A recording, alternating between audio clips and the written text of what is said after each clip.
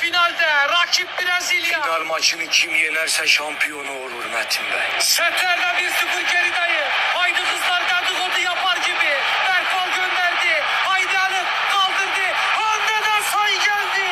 Kurban olayım size. Jose Maria gönderdi. Hande'den sekti. Haydi kızlar karşıda kocalarınızın akrabaları varmış gibi. Karşıda görümcesini gördü sanki Metin Bey. Salomon kızı servise hazır. Vargas mermi sıktı. Ne servisi mermi sıktı. İnşallah Vargas tutuklanmaz. La niye tutuklandı? Resmen kadına şiddet uyguluyor Metin Bey. Salomon kızı servisi kullandı. Jose Maria felç oldu.